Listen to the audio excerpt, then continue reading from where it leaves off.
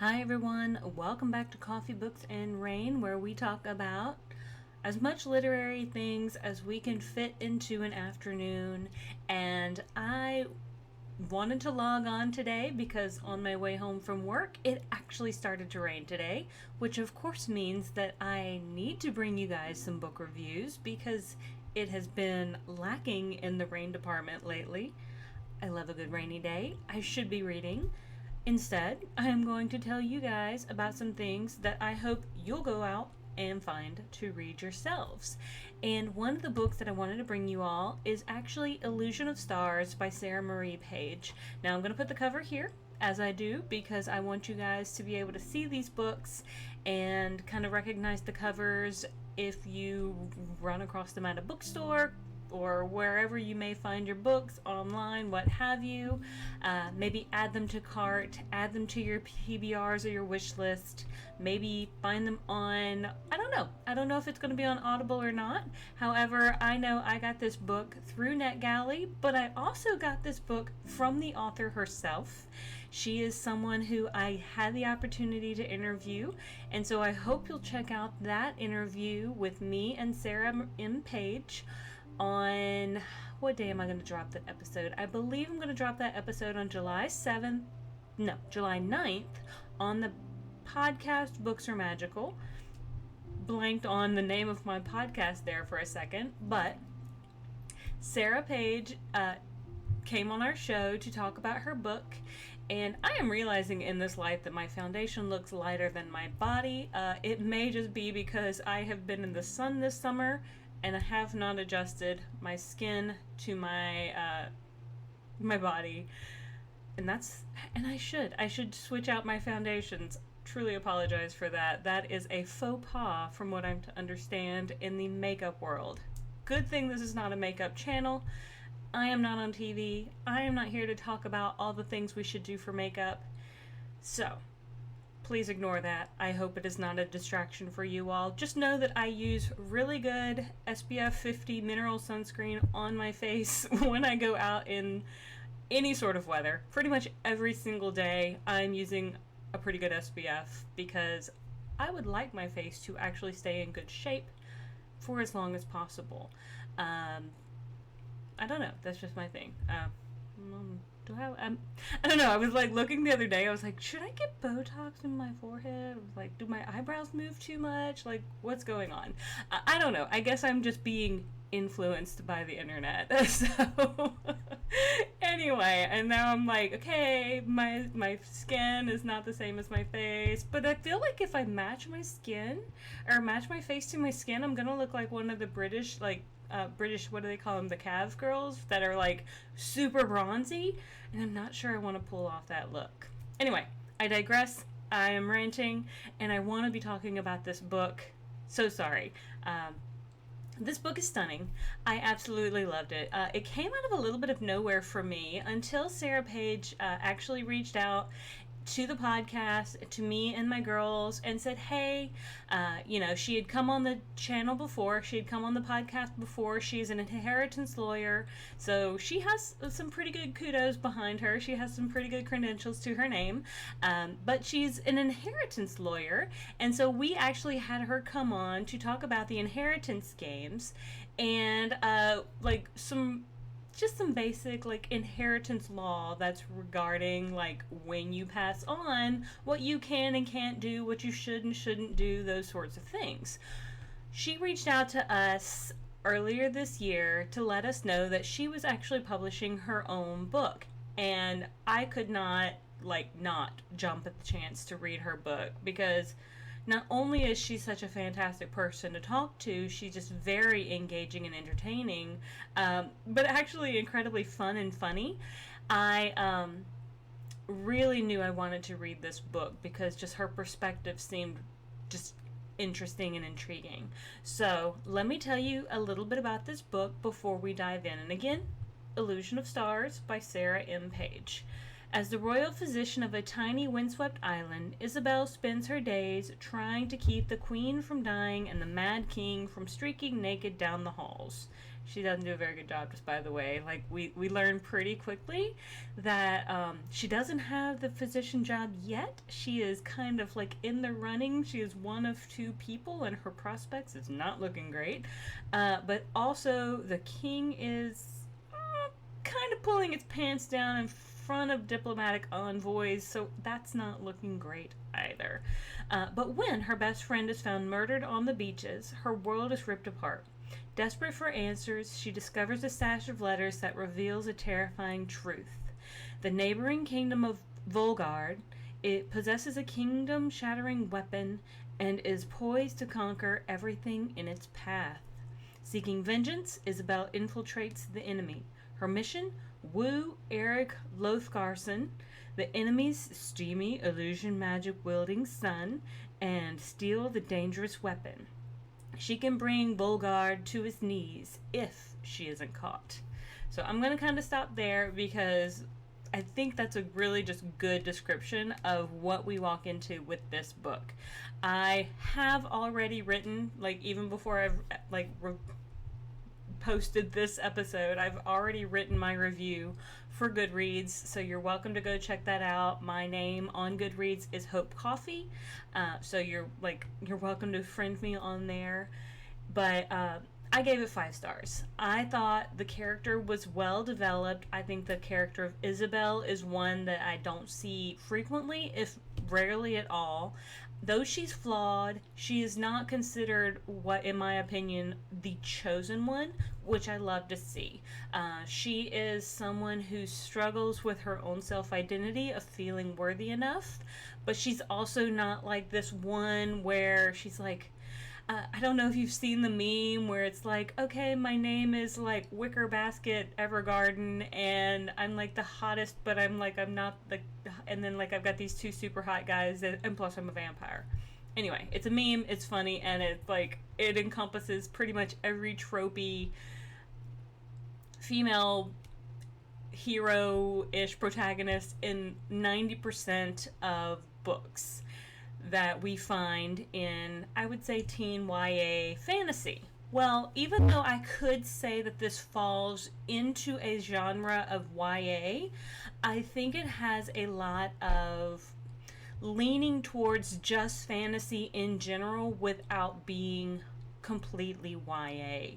There are some important emotional moments in it that I feel can be related to even from an adult standpoint. I'm 42. I still related to this character. I think I also related to her from the perspective of when I was that age and wishing I could be seen, wishing I could do something that felt important, that felt like I was doing something that was helping others. Probably wasn't like hurting either that Eric was a very steamy individual. I will say the author sent me a bookmark, and it says, Isabel, my face is up here. So this is supposed to be a representation of Eric's tattoo.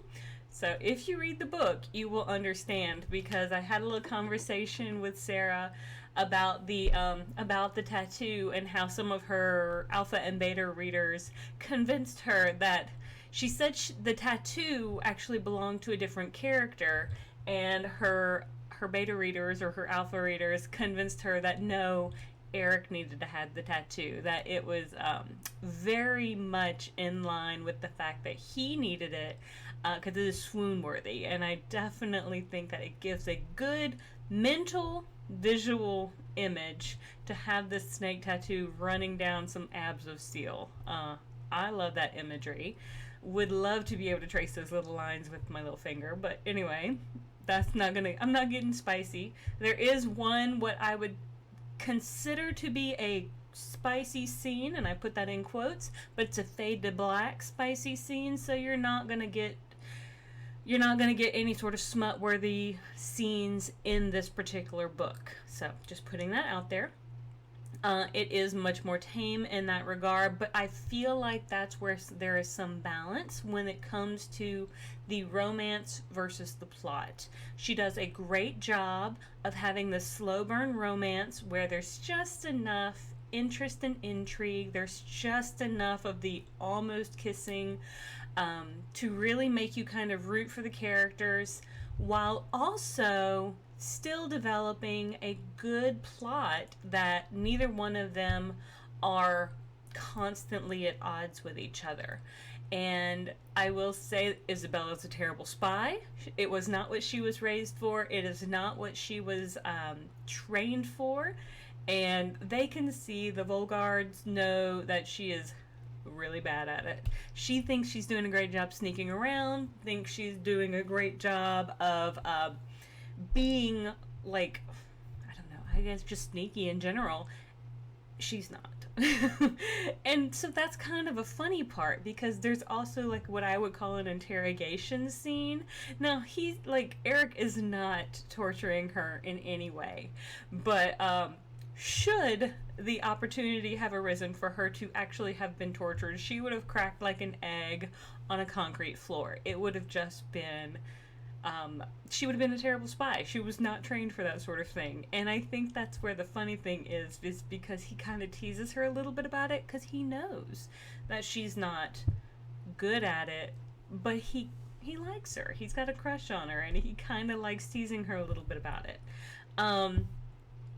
Now, the world building was really well done, and I think that we do get I think that's probably one part where it slows down some of the story, some of the narrative, but it's necessary. Like, we need to understand the world and to understand some of that before we can fully feel immersed.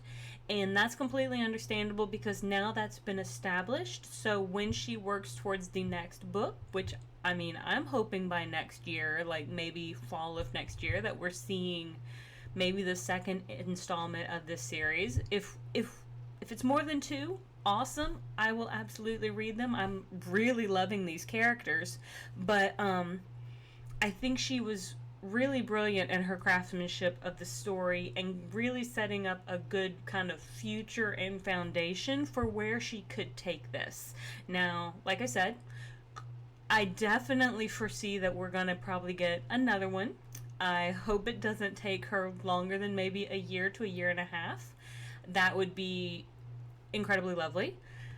But I'm not going to, like, be angry if it takes her a little longer. Like, I absolutely feel like authors need to be able to feel comfortable taking the time they need to take. I've read a couple books that have felt as though the author seemed as though they were rushed to meet a deadline that perhaps was too quick, and they just wanted to push something out based on the deadline that they were required to meet.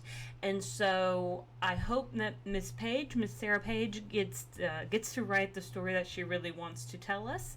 I hope that she's not feeling the pressure. I'm certain that she is, but I think that's what writers that just encounter.